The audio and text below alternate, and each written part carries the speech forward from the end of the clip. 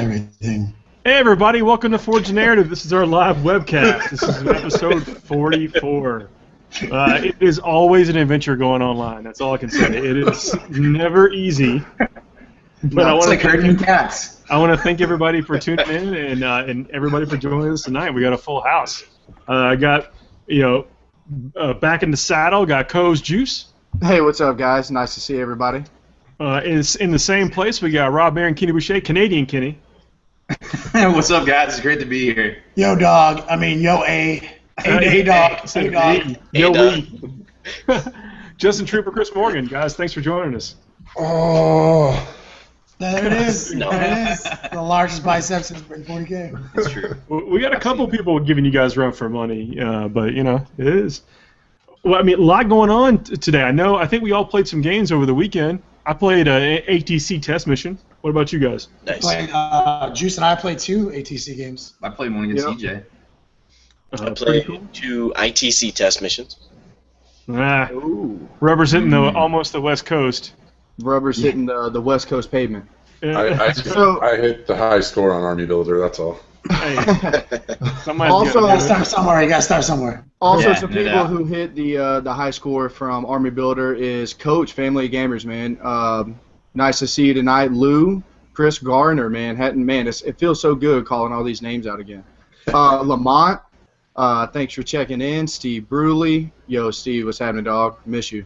Boxer Cat 40K, Rusty M. Close enough. Dog's car. I can't be rubbing off. I want people to know we are the same as we were a few weeks ago. Literally. Nothing has changed. That's right. It's not sick anymore. That was for Robbie B. I was just playing something that I Tom. thought might be fun. I wasn't playing what I was maybe thinking about playing for the ATC, but I played a Typhus heavy zombie list. Backed up by another, like the Crimson Slaughter is my second allied detachment, so I could take Bellicor. And turns out Typhus and Bellicor did jack nothing the whole game. I was playing against Eldar and Dark Eldar. You're never going to hear that. Yeah, you basically can't let them look at Bellicor. It doesn't matter. Yeah. Yep. I mean. Actually, go ahead, Rob. It might not be like that anymore. I agree. 160 pages of Eldar goodness coming soon. Man, I cannot wait to get that codex in my hand. But I did put weapon virus from Typhus on a wave serpent. Did you make a whole point itself out? 2 hull points to itself, and then he couldn't fire for the rest of the game. I just kept weapon virus. The stupidest power. This is the best. That's right. Against wave serpents. This is a 48-inch or whatever malediction. Yeah, dog. Yeah, I guess. People don't believe me when I tell them that. They're like, what? They're like, yeah, dog. It's Get on the Lord of Contagions level, son. That's right. So Mauler Fiends played Mauler Fiends, did well. Put Mauler Fiends, of course, were very aggressive with him. He had to devote half his army to shooting at them. Yeah. Only Only the most exceptional Eldar players kill Mauler Fiend with 1 wave serpent. Yeah. TPM, did this chaos list have 4 Helldrakes in it? I only had 1. Ooh. Yeah, but I had 120 zombies, and they worked really well in progressive objectives. I mean, I know that's not a mystery. Revelation. I lost 115 zombies in the fight, but I still won the game. Yeah, I played a couple games like that against Juice. He's like, dog, I killed 125 models in your stupid army with my 500 turrets, and I still lost. It was a slugfest, though. We played mission number 3, and he ended up. I had the relic for most of the game, and then the laughing in turn 5, he comes and gets the relic from me. But I had already closed out the progressives, and I was up on him by a couple of kill points. That's a good game. Mostly zombies charging into like Dark Eldar warriors and mandrakes. He had mandrakes. Mandrakes? What did you play? They're Thomas Bird. They're better than I was like, the only person I know that runs through mandrakes is Thomas Bird. Yeah, I'm about to say that giant bird. That's right. That is they're sweet models. They're some of the best models I think in the game. I agree. Yeah, So I'd love to see him more. Was it before or after the game that he single-handed dunked on you? I was trying to reach something on a shelf and he just came over. It's like, yeah, puny human. That's right. With the lightning ball. Dude, mandrakes are no joke, though. They're like, man, they got good attacks. They can infiltrate. They're cheap. They're good troops. They good get that troops. power from pain thing, I think, too, right? They also have Shroud, don't they? Like, They come with Shroud. In Built-in cover, Shroud. they're And very they can difficult shoot. to dig out. They can shoot too. They're good. They're exactly like they're the kind of unit I like to see more people playing instead of just eight more. They outflank too, if I remember correctly. I mean, I think, and that may have been a warlord player. I don't know, but they've got for in his list they worked really well. This dude had Wraithguard too. He had a bunch of D-sides and stuff, and you know it was. I ran some Chaos Spawn right up the middle, and I failed. Well, I did, yeah, because I failed my invisibility roll on the spawn. So he devoted most of his army to killing the spawn that turn, which he did. He killed the lord, the sorcerer that was in there, and most of the spawn. But that took away focus from the zombies. And you know, if you don't pound those zombies every turn you can, it's got to be a focus fire, yeah. Yeah, they'd be a problem. But for wave serpents, have to kill the spawn turn one though, or because I mean, spawn will literally kill a wave serpent turn if you let them. Yeah. Ignore covers for real. Yep. So, how'd y'all's games go? We got some pretty interesting stuff. We debuted the Deer versus a Hierophant. Mm-hmm. Yep. And yeah, Hierophant. We're not going to tell you anymore because it's going to be. It's a video report, a video battle report. It's going to be on the longword.net maybe in a week. But it was. Let me tell you what. Hierophant is the truth. There's some ninja flips involved. Yeah, that's a nice model. How'd the missions play out though? Did you enjoy playing the missions? We actually really enjoyed the structure. Yeah. We had a lot of fun. I think there was something specifically we really talked about that we liked. Juice specifically brought it up. The Emperor's Will thing. How it doesn't default to a tie. Yeah. How if we don't get it, if no one gets it, it's 0 points, dog. That's the kind of tie. It's less collusion. Yeah. Yeah, we tried to remove collusion from a possibility within the structure of the tournament, but also make it seem where there's more to the army matchups phase when you're trying to. Go ahead, Rob. I liked how the corner objectives were 15 inches up too, like they're not in. But also that was on a Vanguard strike deployment, so that was really thought out. I like that mission. Yeah. The way things like in the kill point mission, essentially, where Slay the Warlord is one of the primary objectives. And I've seen a little bit of flack on that, from people saying that they didn't necessarily like that. But when you think of how 7th edition works right now with victory points, it's already a primary objective. Yeah. And not all warlords are created equal. So that's going to play into how you do your matchups when you're trying to score max points over the course of the tournament. Yeah, my warlord's Dante, so good luck. Yeah. Well, I mean, the struggle is real whenever you're talking for NID players because 9 times out of 10, their warlord is, a large winged hive tyrant that doesn't have the defensive capabilities that some people have. So it's like, damn, I literally am going to lose 10 points or 5 potentially if you go ahead and kill the opponent. So instead of doing any kind of offense, kill the other opponent's HQ and then fly out the board. Which is a completely different. It didn't actually play out that way in Kenny and I's game, but that's exactly what I'm thinking for ATC. Exactly what I'm doing. The second I get Warlord in that, my hive tyrant, I don't care how bad I need him, he's flying off the board. He's flying off the board. Yeah. Because you're either getting 0 by tying him. Yep. Or you're getting 0 by losing it. So you got to go hard in the paint to get it, and then just leave.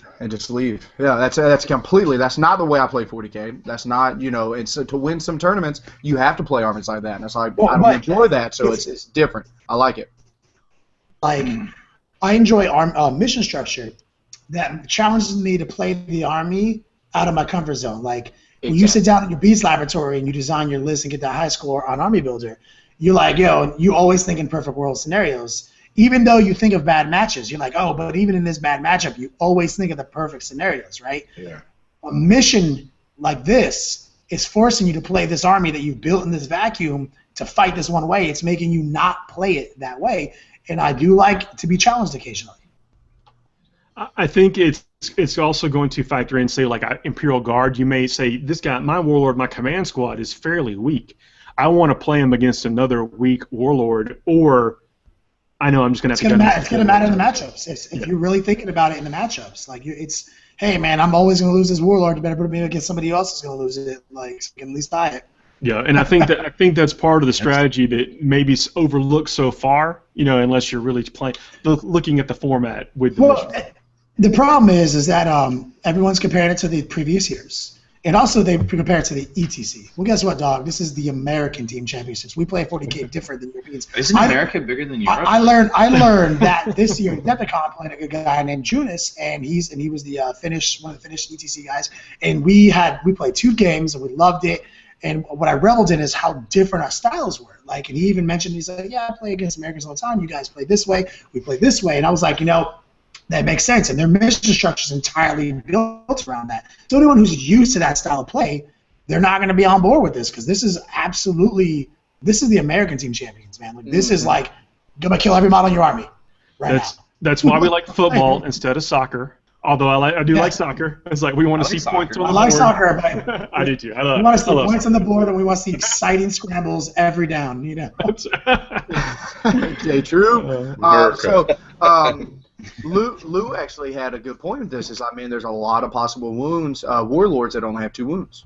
Like, it's going to make you think twice if you want to roll in with just some little librarian from Grey Knights.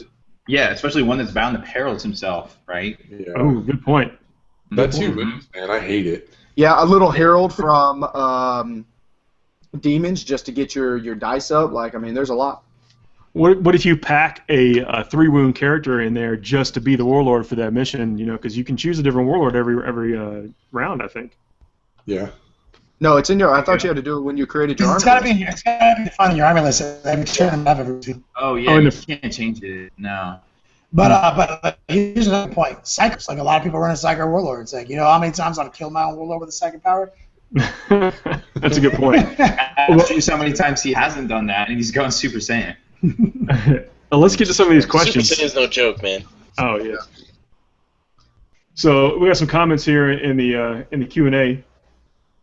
Oh, Steve Bully said, just finished reading Betrayer. I hope you liked it as much as I did. That scene at the end where Rabute comes in, just all fury with his fit. That's just such a great scene.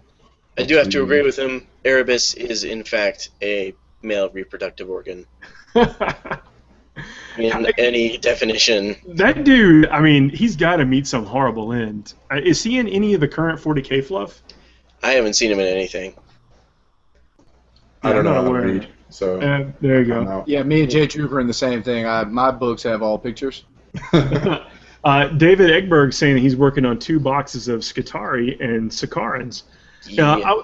I was looking at the Sicarans this weekend. The Sicarians?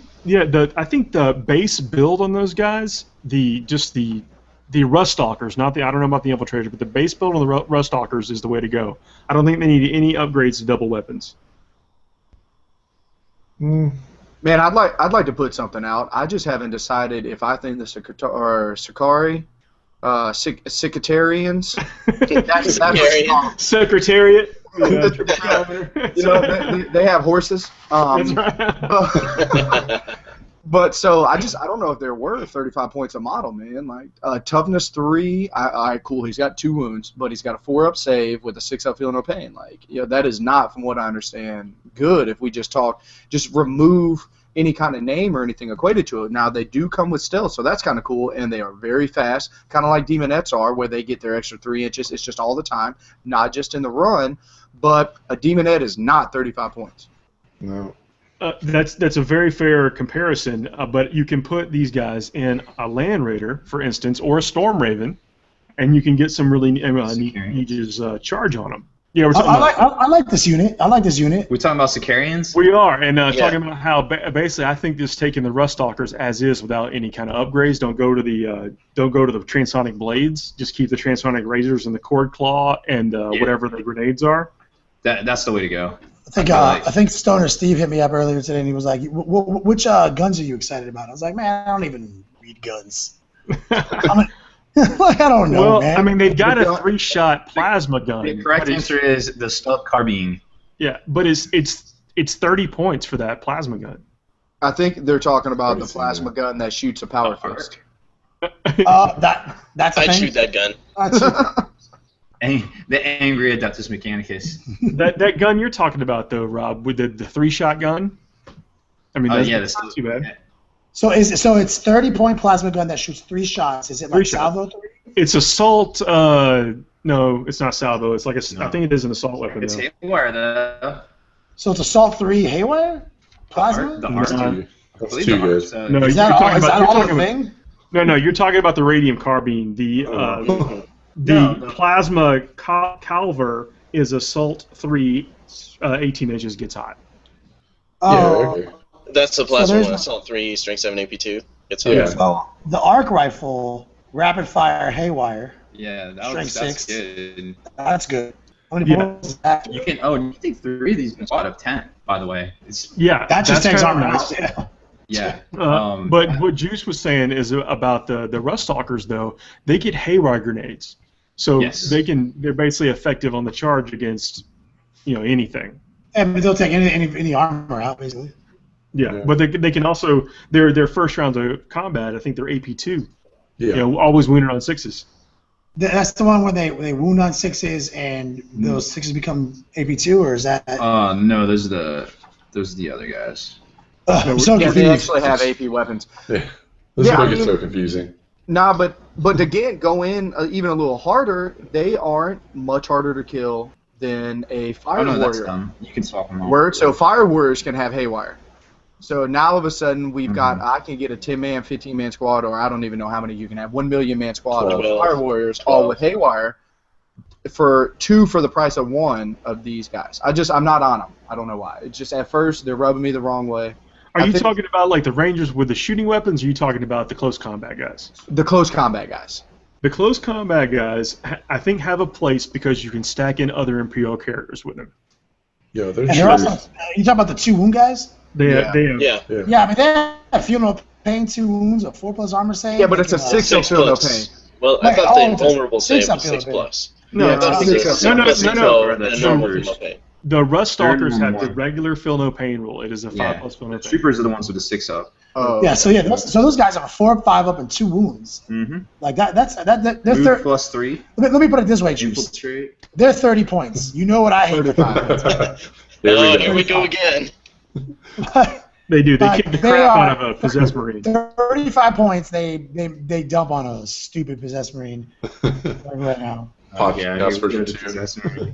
Get out of here with a possessed marine. I'm still angry about possessed marines. They have the molecular dissonance on one of their weapons. It seems a little bit redundant. Molecular Here's something- dissonance. Yeah. Here's something that the I have weapons that. have. Oh, what's that, Chris? Well, here's something the weapons haven't, and David Eckberg, he brings this up as well. They're always AP2. I've never seen an AP2 Fire Warrior, or even one that would. I mean, last time I charged some Tau, they didn't even let me roll dice. They just picked them up. These guys, I feel like they could do something. Yeah. I was just comparing. I was comparing haywire. You know, if that's what somebody's Yeah, going to no, say, it's a positive. yeah. You know what I mean? But Yeah. You do something like put an Inquisitor with some rag grenades in this unit that they charge, and you're going to do a lot of damage. Now, that's a good point. That's a good point. If you add some force multipliers, I can see. But I do agree with Juice. Like I don't think like competitive 40K is locked into 35-point models in your assault unit. Like you know what I mean? Like that's it does make me flinch. If they're not like 3+ unbottable, 2+ saves with thunder hammers.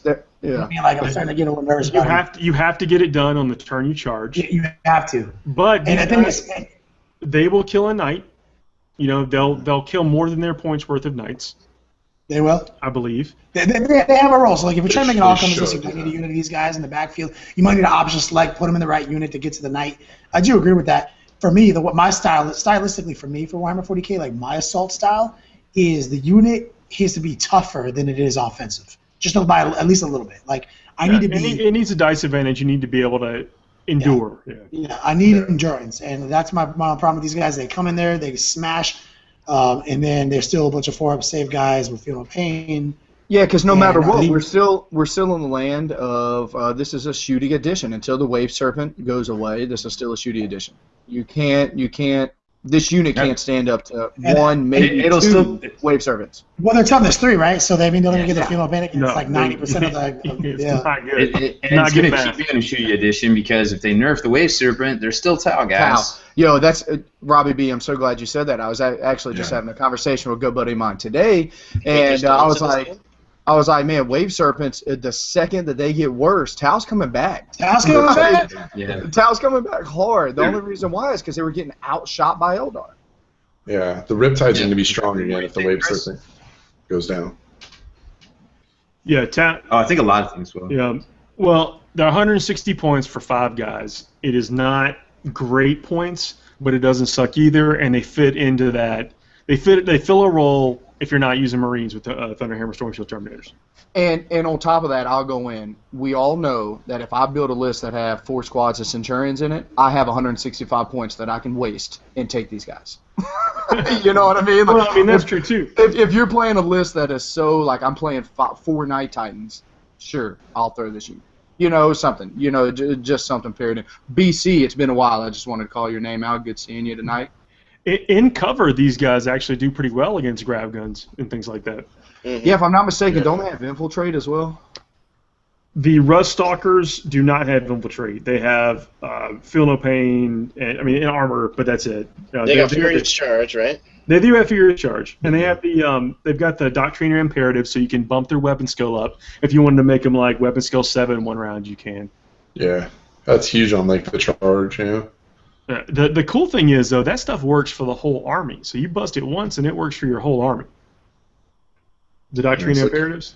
Careful timing, then. Yeah. Yeah, you do have to be real careful. The guns in here are pretty strong. The Doom Crawlers, I think they're okay. I think they look great. Now that they've grown on me. And then the Iron Striders, pretty good. Their guns are actually pretty good against flyers and skimmers. Yeah. Well, real fast, just for clarity, for Mr. Nuff Said Craig, he's asking, does the Sakaran tank share the same name as the Skitari guys?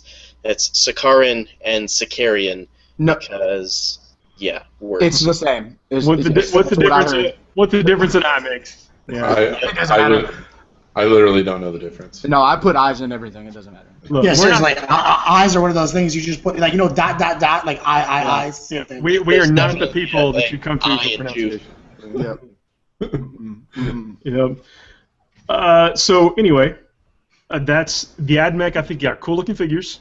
They're going to be awesome. They're going to fill a role, especially if you want to go for that whole human side of things.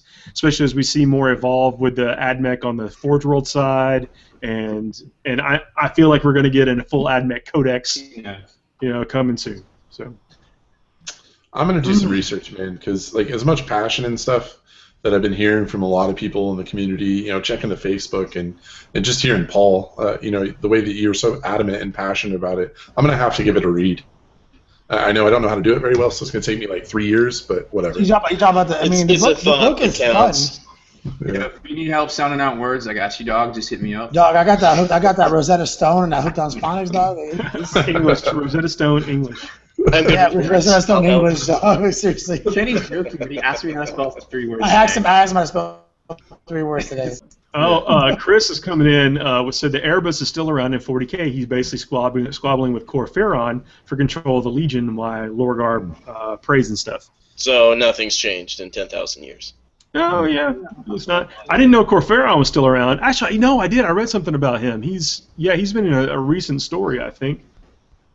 Because his deal, he's not a full Space Marine. He's like the old man. I didn't think he was going to make it these 10,000 years. The struggle is real for him. Yeah, what do you do? Those chaos performance-enhancing drugs. That's right. So, Rusty is saying he's thinking about taking the Blood Knight list from Force Narrative posted up, swapping the Grey Knights out for some of those skiing guys. So, Rest Knights. The Skitari? Yep. Skitari, as the British say. Oh, my say. goodness. I'm wondering how far I can go with this. I had no idea what you were talking about. Grey Knights, Grey Knights are good. I mean, they're Grey Knights are everything in the Grey Knight Codex got cheaper. Like, it's crazy that I'm not people playing them, but they are super strong. That is kind of weird that people are not playing more Grey Knights. Yeah, purifiers, man. Because we know everyone owns them. We know everyone owns 40 purifiers. Yeah, well, here's the thing. It's like, okay, so when the new Eldar Codex came out and they made Wave Serpents good again, everyone had Wave Serpents because they used to be good way back in the day, right? Yep. So the thing is that the things that are good about the, obviously good about the Grey Knight Codex might not be the thing that is, like, was good. Yeah, your Razorbacks. I think people have these collections that are slightly not playable because the things that the obviously good things are not that. Like back in the day.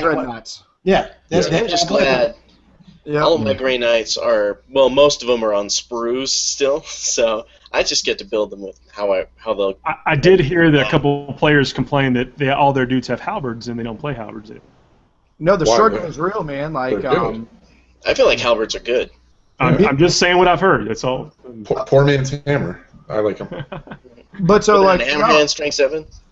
I can feel exactly what people are saying because being a NID player, whenever I've got 9 Carnifexes and Gene Stealers, and then all of a sudden the new book comes out and the only competitive thing you can play is Turbogon and Termagon. It's like, I didn't know any of that. Yeah. You know, so, I mean, it's real. Yeah. I mean, that's the game. That's the hobby, man. I mean, as your book changes, you're going to have to change things. You know, if you've been around for 2 or 3 editions, you know this by now. I own almost every single Eldar model, so I'm hoping that I'm covered for the new decks.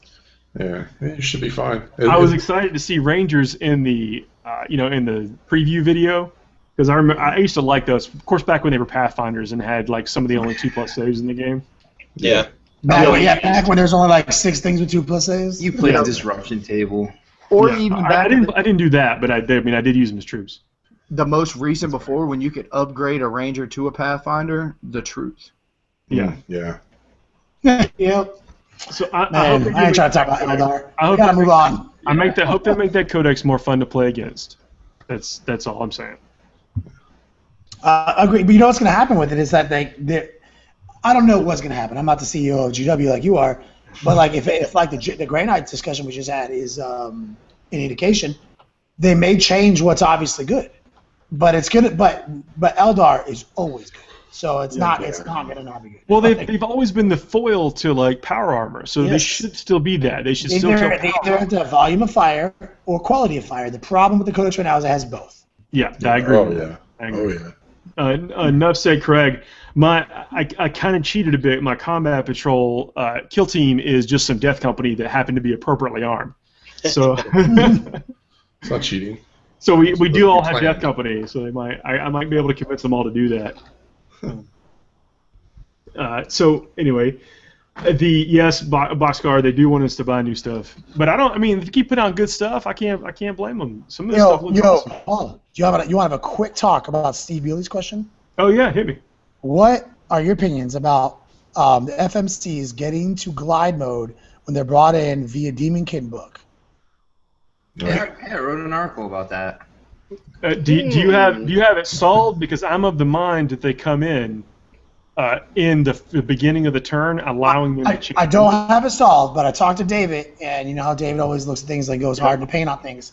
The deep striking, when you deploy via deep striking rules, like when it says like not deploy, when it says use deep striking rules to like do this thing, deep striking does say the model's movement. So hang on one second though, it's deep strike reserves you're talking about.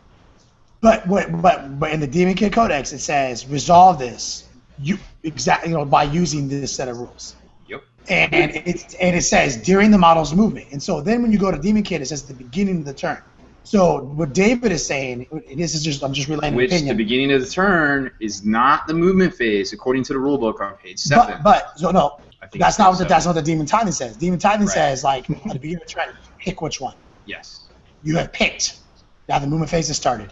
Follow the rules for deep strike. Like it doesn't say resolve this entire chart at the beginning of the turn. It says like select your deal. And then I was like, that's kind of weird. And David's like, okay, let's go a little bit further. Disallowed movements and allowed movements of 140K.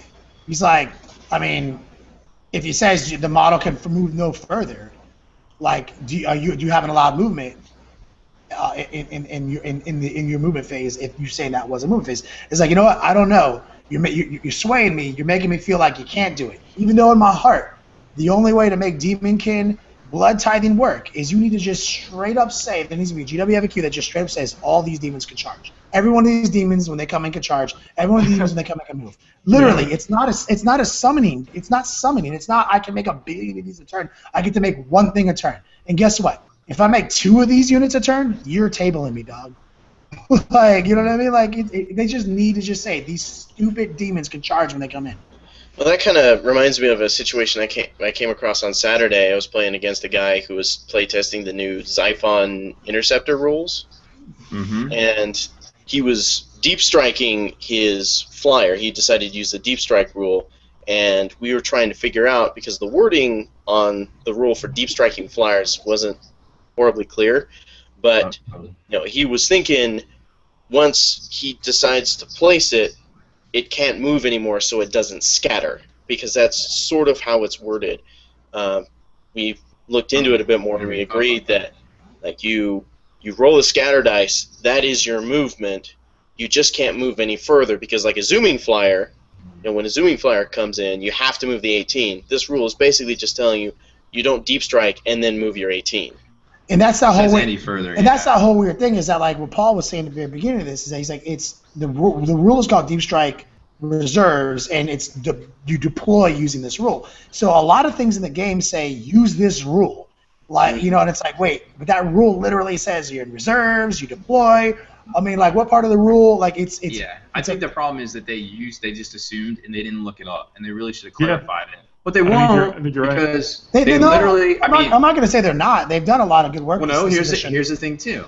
So a friend of mine, Aaron Thompson, we had a little problem with the Brass Scorpion. In the new Imperial Armor 13, it does not say you can take it as kit. I don't know where they went, but they were saying the suspense is gonna kill me. Well, I know the story. I'll tell the story. They said that they couldn't be taken as Chaos Demons in the new version.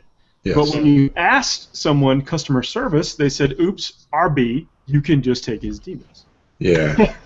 I had a situation like that with some of the Imperial Armor 2 stuff, like the Storm Eagle gunship.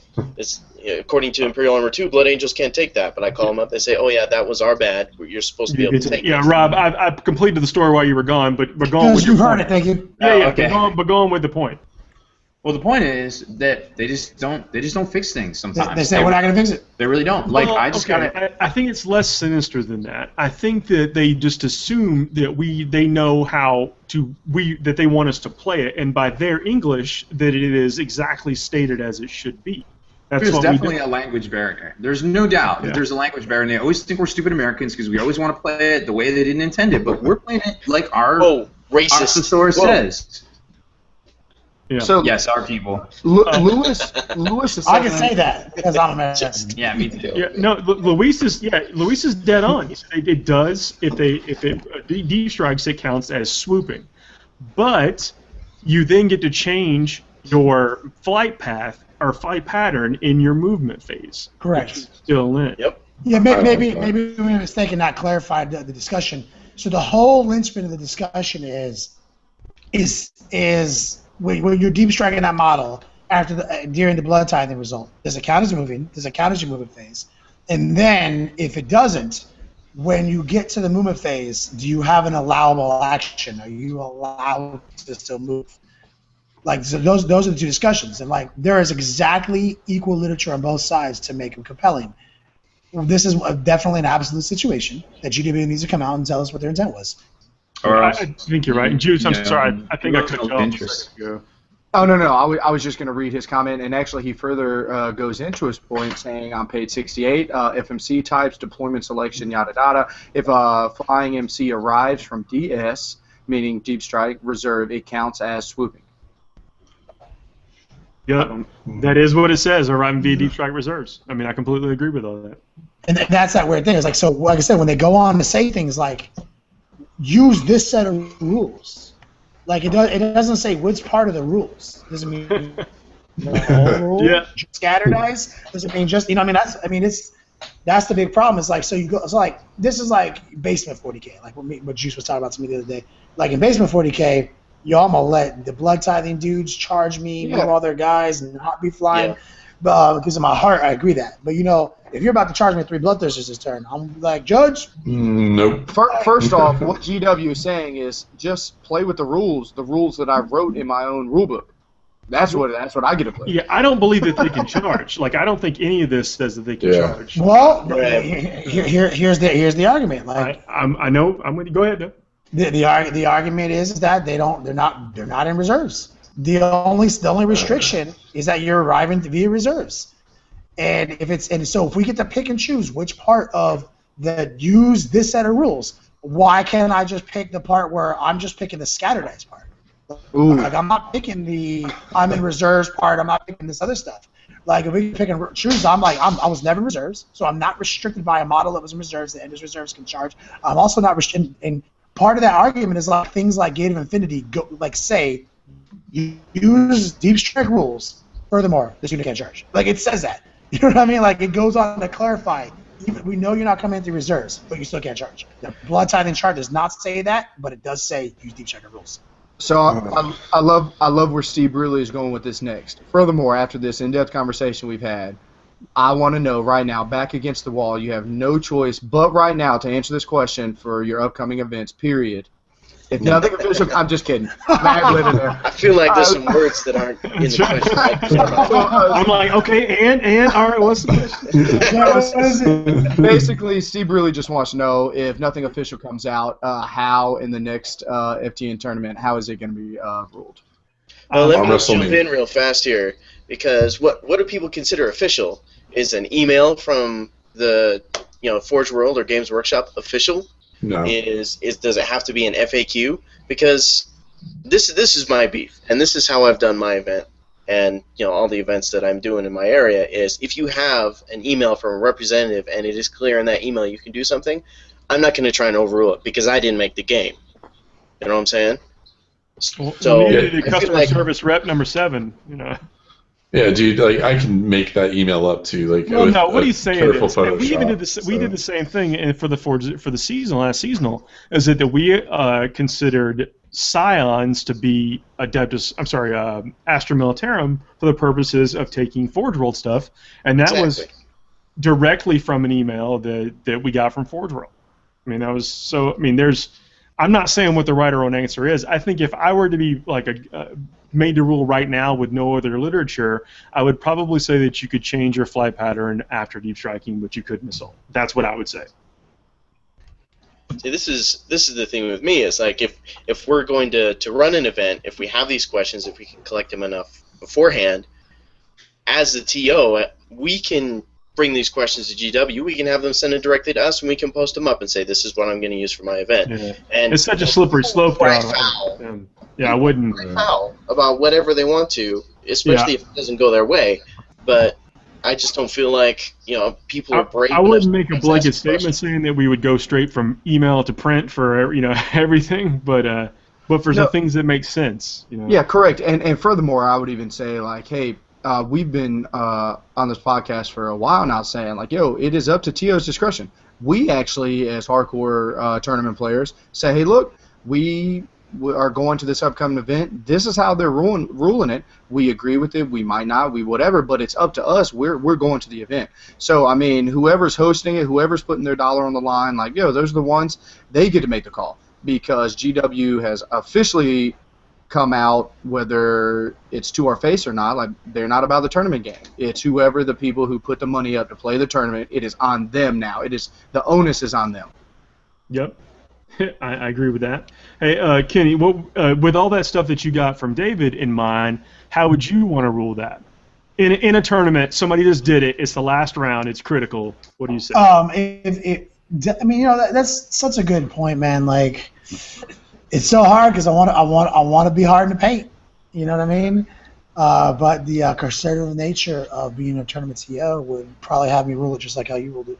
Yeah, I mean, I think that's. And I don't even know if that's right. I just know that's what my feel says, like on the inside. I'm still sticking to my guns of nothing that comes in out of nowhere, like nothing just blinks onto the table and is able to charge. Power. That has to unless kind it's of formation dream crusher. Okay, dream crusher's the exception. Except Blood Angels, they're right.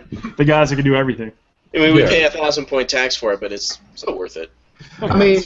To be honest, I think quoting a very good friend of the show who also runs a successful podcast, Neil, saying, never rule in favor of breaking the game. Yeah. Ooh, that's some good words to live by. So.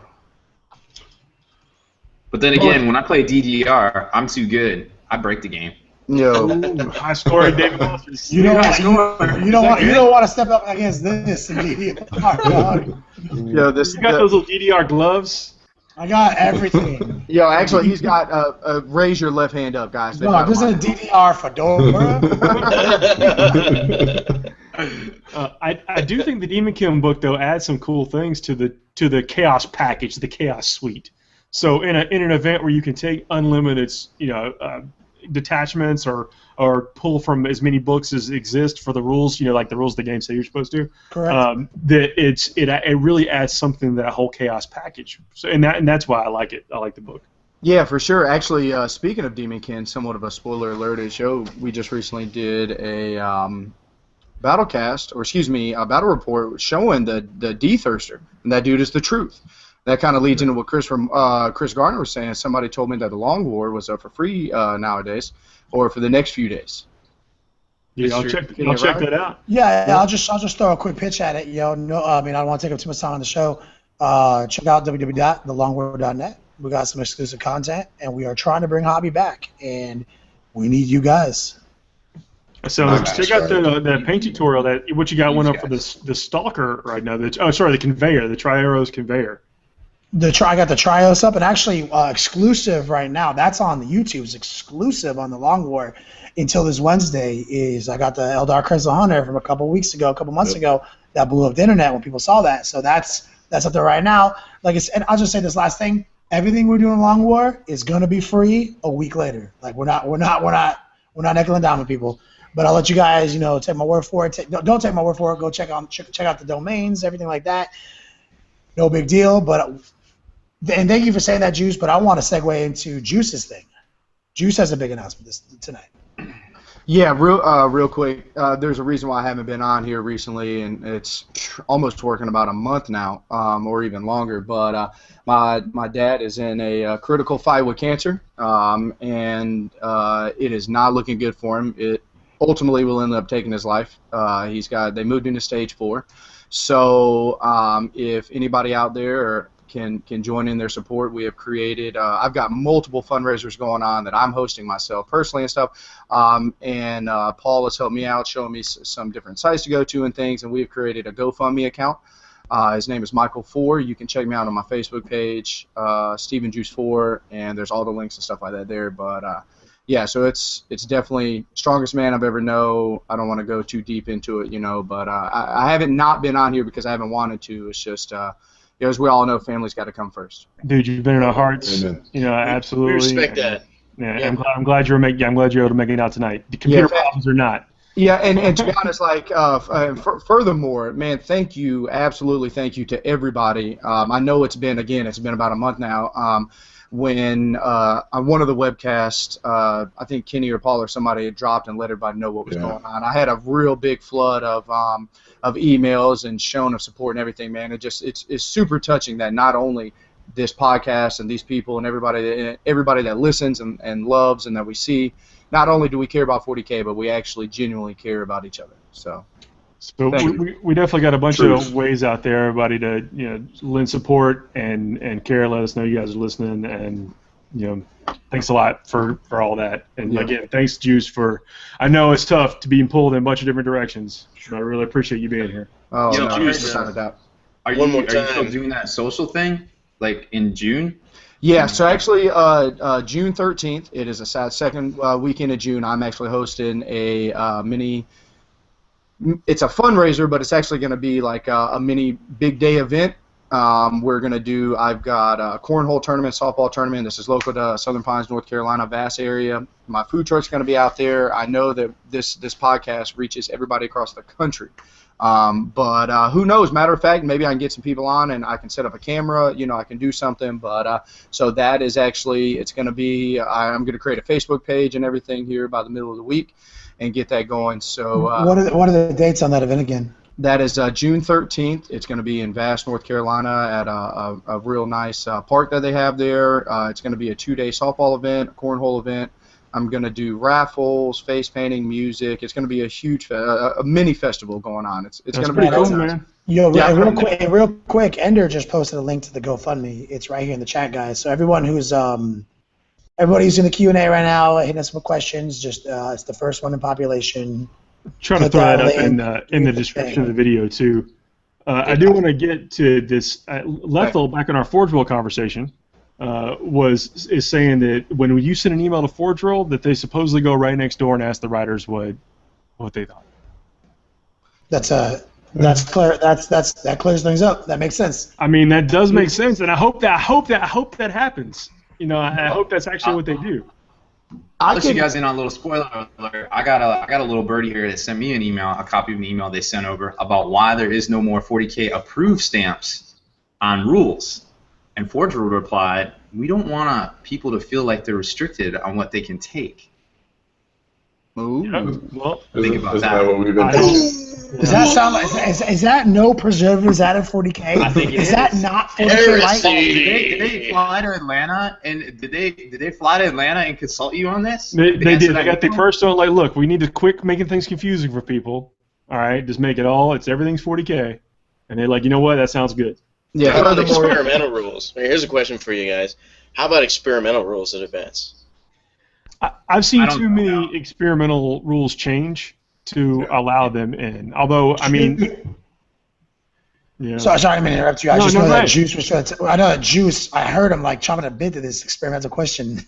No. I just wanted to make sure that people understood that to not cause any other confusion, as TPM was saying, is I thought he was going to actually say he is the CEO of GW. So let's not go around with that. I knew it. I am CEO approved. I had to remove the stamp because it was confusing people. That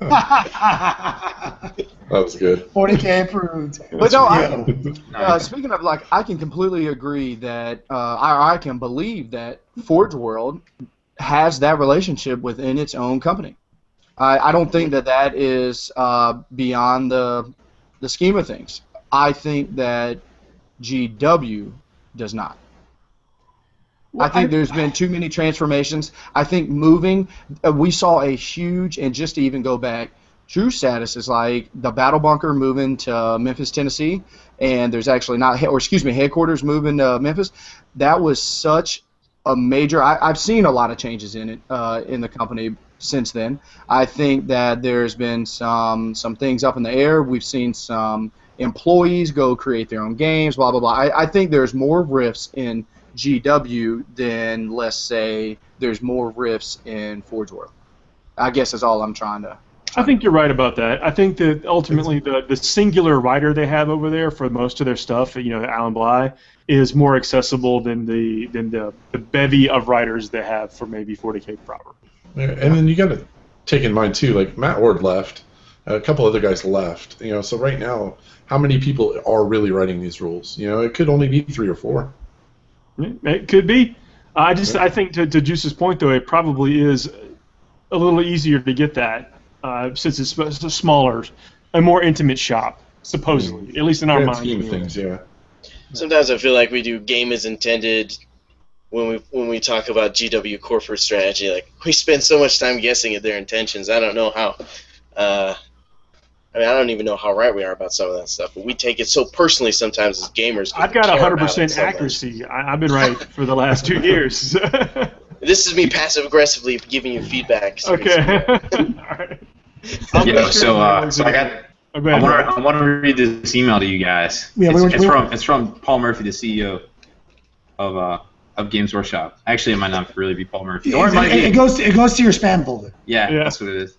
So it says, "Dear X person, always protect the identities of my peeps. We are moving away from using those type of stipulations for a couple of reasons. The first is that the units in our Imperial Armor books are obviously for use in 40K games. Duh. He says that. It does. Yeah. I might have made that part up. Duh. Emphasis. There's no doy. No doy. Yeah. They might have also said stupid Americans. I don't know. So putting a stamp on the rules profiles to tell people this would be redundant. Again, stupid Americans. Second, we no longer want to put heavy-handed restrictions on what people can use in their games. I think that basically B-boy stance. Yeah, drop the mic. We know, and we talk about this all the time. You know, when you change things up, you just change what's powerful, and it causes people some more, you know. You just change the parameters of what's good. Yeah. So our style of play is not everybody. The beauty of the game is that it allows for multiple styles of play. You know, like I was talking to a guy today that was playing a different mission set from another set of tournaments. You know, and he said basically the mission was that it was table quarters essentially, had victory points in table quarters, and he said they literally just sat on apart from each other for 4 turns and then rushed to compete for table quarters on turn 5. Yeah. I don't like those. How on earth is that fun? I mean, it's fun. I guess it's fun once, maybe. But I use this discussion like we haven't talked since Adepticon. I did really well at Adepticon, super friends, and I got to table and apologize to my opponents in advance, but I literally beat down some Tau. Like I beat some Tau down, and so both players were really good guys, loved them. And they got a little frustrated, like, midpoint there in the beatdown when they didn't see the Super Friends sneaking up on them. But both of them were like, man, that's kind of crazy. Like, you make a lot of saves, this and that. And I was like, look, man, the theme of my army is to make saves. The theme of your army is to walk away and make me take saves, right? As many times as possible. If people didn't play armies the way we played armies, then the only game of 40K you would play is what Paul just described. You're over here. This guy's over here. You're trying not to shoot each other because the first guy that moves, reduction of firepower, then the other guy gets full firepower, right? You literally just dance, go for the middle. People who play 40K like me, like Juice, like Paul, like everyone here, we make it fun for you guys. Like, you get to play one really cool game. Like, if you kill saves before I get to you, you win. But I might get there. Right. You know what I'm saying? You get to kill approximately 5.5 wolves, and I get to kill every single one of your crosses.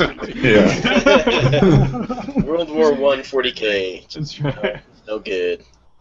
I mean, I'm kidding. I mean, that's how it works out, but I'm partially kidding. Kenny has described the game perfectly. It's like that type of the mission needs to first reward that type of dynamic, not the army list or one or the other, but that dynamic of play. And the game needs to support that, and thankfully it's starting to do it more to where you can have the differing types of builds. But it's never going to do that without good missions. Correct. Yeah. I agree. So ATC coming up, we're real pumped about that. The missions in the second draft are up on their Facebook page. Definitely check those out. Go and give feedback on that. I mean, I already know what some of the feedback is, but keep it coming. That way, if there's any type of revisions that need to be made, they can be made. So that's probably the next large tournament that we're going to. It is. It's certainly the next large tournament we're going to. Yeah, it's pretty soon.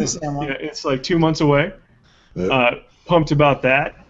Shane and those guys are some of the best tournament organizers in the business. They care about the players. It's going to be a good time for everyone. They care. No one cares more. And they offer great gluten-free food options as well, if you're into that sort of thing. If that's your thing, yeah. Whoa, a little intense here.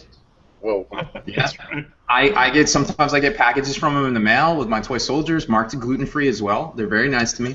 Oh yeah, and buy from Dice Set. There you go. Yeah. They're very accommodating. Man, I've given up a little bit of my hobby time to this Armada game. Chris, I think you picked it up too. Yep. We talked about this in the last podcast. It's basically big old starships and stuff for Star Wars. I mean, you're playing with the bigger ships. Kind of pumped about the Wave 2 that's going to be coming out. It's going to have some neat ships and stuff, man. This is an exciting time to be a gamer. I really liked how they ported over the old Decipher. Remember when Decipher had the card game and they figured out the bounty hunter ships, and they ported those over. They didn't put them in X-Wing for the Scum and Villainy, but they ported them over to Armada, so you got like Houndstooth and stuff like that. You didn't get his ship. Yeah, there's a Scum and Villainy expansion, like you can play the Falcon and stuff. Those were all created by Decipher for the extended universe, and it's really cool to see the actual ships now. I hope we see them in the X-Wing. Speaking of X-Wing, new FAQ goes into effect the 15th, which is probably after or before this No, we're not doing a podcast. We're live. We're live right now. That's like 2 days. That's like 2 I days got a from bad now. feeling about this. New tournament play rules. New FAQ for X-Wing as well. So if you're running the Whisper crutch, you can't really run it the same way anymore. So Hey, how cool is it though that with the day of release, like, or maybe in the day before, they'd already released their organized play rules for this Armada game, and they did the same for X-Wing. Yeah. Like they want you to play in tournaments. They tell you what their suggestion for playing in tournaments, and that they make it really. If only GW got on that level, man. Is that Fantasy Flight? It's Fantasy Flight Games, yeah. Okay. Fantasy Flight's on point. let's just say one of them is going to be $1 billion company. One of them is going to be $1 billion company, and one's not. Yeah, I mean, here's the thing. You don't have to play that way, but people know that they can plan globally for organized play if that's what their thing is. You know? Yeah, and now I don't imagine think there's anything this. bad about that. No, it's great. They got really good people there. They're really fine-tuning stuff because you know what happens in December, folks? Christmas? Christmas. Well, look at that. That's for you. Juice's birthday? Yeah, that's right. Oh, yeah, they got me Yeah, all December. excited. It's my birthday too. No, also my new X-Wing movie or new New X-Wing movie. yes, you heard it that's right it. here. New Basically, X-Wing movie. New X-Wing All movie. right. It's about It's like an old X-Wing movie. Yep. No, so Did you I know need we to were see live? that movie. Did you know we were live right now on the internet? We cannot edit this, Rob. That's right. this is like how we talk normally. I thought this is what we're just talking. This is right? actually more than Rob normally talks. He has had 2 apple ciders. Oh, hard. Hard He's all- apple ciders. That's hard. He's all limbered up with that By gluten-free. 2, he means 2. Rob's up there with the TPM Hey, talking about I got some shout outs Scutari. today too. Yeah. First of all, it's Evan S.'s birthday. That is Evan From S.'s birthday. FTGT, and Chandler Douglas posted up a pretty sweet El Camino conversion today. There's the Check it out on their website. yeah, definitely hit them up. Yesterday, and, the- little lowrider video. Yesterday, Going on the with it. 12th was my birthday. It was? Yeah. Did you not put that on Facebook? No. How am I supposed to know your Other birthday? people put it on Facebook. If the computer doesn't tell me people's birthdays, I don't know their birthdays. I literally texted you within an hour. How old are you? 31? I am 27. I was going to guess Plus- 28. So that's That's right. I actually posted it as happy birthday so you would see it and could understand it. Yeah. So, There you go. No, who You know, it's from? That's right. I know exactly what it's from. I'm just grateful that Justin typed. It was great. He's My just got daughter. Oh, I tease. He types all day. My 4-year-old. The reason I did bring up Armada though is to bring up that point about the organized play. I mean, this is one of the, I know people play without using the organized play packet, so it's not like it's some mandate on high, but at least gives people something to buy for. Like I know I'm planning my purchases already. Like I know that in 3 months they're going to be at 300 points instead of whatever 200 points or something that they're at now. So I get to plan ahead and go for it. Well, this is the thing I like about that is that, like, the people that are going to play those type of games, where I want a Rebel Star Destroyer, they're going to play those games anyways. So, but having the standard is for everybody else who wants to get together in the big groups, play the tournaments, climb the pyramid. This gives that structure, and think about this though. In the old days, you could go into any game store, like in 3rd edition, 4th edition, you could go into any game store and throw down with anybody on the planet with a game of 40K. Yeah. good old 3rd edition. I mean, think about that. I mean, that's what we did. We walked in and I knew I could take my little army case, my little GW. If I had one around here, and if somebody had one, we could just throw down, and that's just was what it was. It was also 1,500 points was the standard back then too. I feel like. Yeah, it's true. It's when you were insane for taking 195-point lords. Yeah, you're like, wait, are you using a special character? No Yeah, one's yeah, ever you going could to do say that. Psycho. Well, see, 2000 was a standard over here back in 3rd. Like, all the Right, tournaments were right. 2,000 points. Yeah, what do you mean by you people? Yeah. That was interesting talking with Andy Chambers. He mentioned that's when they realized that people wanted to play with more toy soldiers, and so 3rd edition was the one that blew it up. You went from having 40 guys to 60 guys or whatever. Yeah. You had 4. Actually, what you had in 3rd edition was you had 4 rhinos. You did. Is that correct? Yep. Yeah. Except my Death Company were in jump packs. Yep. behind the rhinos. I had 4 rhinos and 3 predator annihilators, and it was chaos. Yeah, let me tell you, I'm practicing for the first grand tournament I'm ever going to, and I rolled 10 Death Company, and the first turn of the game, the rhino gets blown up, and my Death Company have to walk across the table. I'm like, you know what? That night, Jetpacks for life. This is Thursday night or whatever. I went home and ripped all the backpacks off and put jump packs on everybody getting ready for Saturday morning. The struggle. Right here. Yep. Dedicated. There it is. Well, guys, we're at 11 o'clock. This has been a good hour. This is it. I really appreciate everybody tuning back in for, it's been a while, but, life gets in the way sometimes.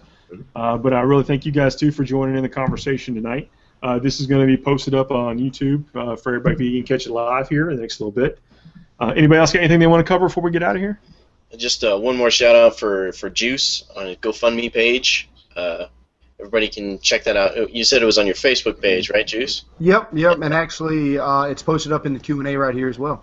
Yeah, I'm gonna try to get that in the description of the video. And if somebody else gets to it before me, put it down there too. It'll be right there. Right in this area. That's right. Somewhere over Flashing gang signs here. That's right. Fuck 40K, y'all. Well, guys, I'll talk to y'all soon. Thanks again. Let it play. Good night, everybody.